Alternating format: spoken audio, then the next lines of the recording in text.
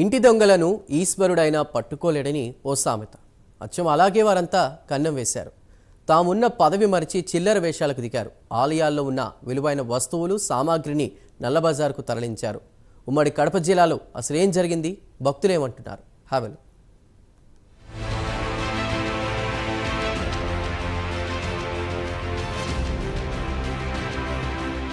తిరుమల లడ్డూ వివాదం కొనసాగుతున్న వేళ ఉమ్మడి కడప జిల్లాలో టీటీడీ అధికారుల తీరు చర్చనీయాంశంగా మారింది. ఒంటిమిట్ట కోదండ రామాలయం, నందలూరు సౌమ్యనాథ స్వామి ఆలయాల్లో అభివృద్ధి పనుల పేరుతో స్వామి సొమ్మును స్వాహా చేశారన్న ఆరోపణలున్నాయి. చెయ్యని పనులకు బిల్లు మంజూరు చేయడంలో చేతివాటం కనబరిచినట్లు తెలుస్తోంది.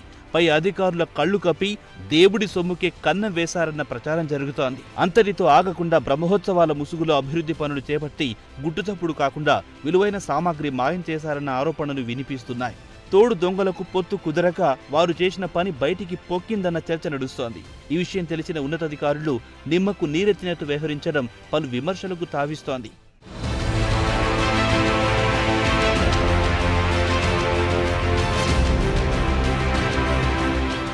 నందలూరులోని సౌమ్యనాథ స్వామి ఆలయం అభివృద్ధి పనుల్లో టీటీడీ సిబ్బంది బరితెగించారంట. ధ్వజస్తంభం ఏర్పాటు పేరుతో చెయ్యని పనికి బిల్లు మంజూరు చేసి 14 లక్షలు స్వాహా చేశారని గుసగుసలున్నాయి. ఒంటిమిట్ట కోదండ రామాలయంలో బ్రహ్మోత్సవాల సందర్భంగా ఏర్పాటు చేసిన ఖరీదైన వస్తువులు, పాత సామాన్లను నల్లబజార్లో అమ్ముకుంటున్నారంట.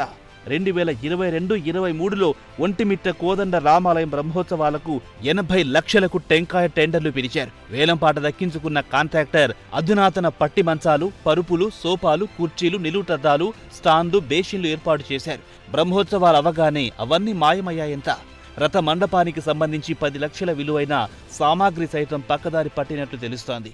మేము కార్మిక సంఘంగా చెప్పదలుచుకున్నది అంటే దీని మీద కొంతమంది, అందరూ కాదనలేం కానీ కొంతమంది ధ్వజస్తంభాల పేరు మీద కావచ్చు, ఇతర కావచ్చు, అంటే చేయకోకుండా అభివృద్ధి కాకుండా బిల్లులు పెట్టినట్టు పత్రికల్లో మనం చూస్తూ ఉన్నాం.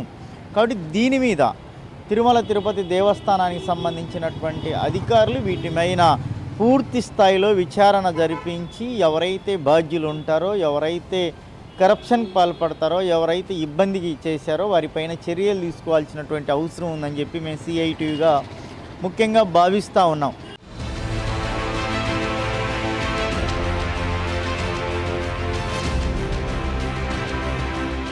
ఇప్పటికైనా పరిస్థితులు తెలుసుకుని అవినీతికి అడ్డుకట్ట వేయాలంటున్నారు భక్తులు. ఆలయాలకు కళంకం తెచ్చే సిబ్బందిని తప్పించాలని డిమాండ్ చేస్తున్నారు. హిందూ ధార్మిక వ్యవస్థను కాపాడాలంటున్నారు భక్తులు. టీటీడీ దేవస్థానం నుంచి 14 లక్షల దాకా నిధులు వస్తే వాటిని దుర్వినియోగం చేసినట్టు పత్రికలు వచ్చినాయి.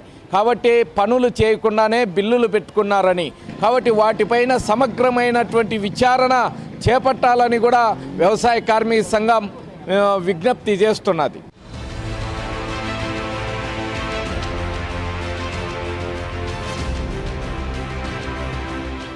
ఆలయాల ఆక్రమణలపై ఉమ్మడి కడప జిల్లా టీటీడీ డిప్యూటీ ఈవో నటేష్ బాబును ప్రైమ్9 న్యూస్ వివరణ కోరింది.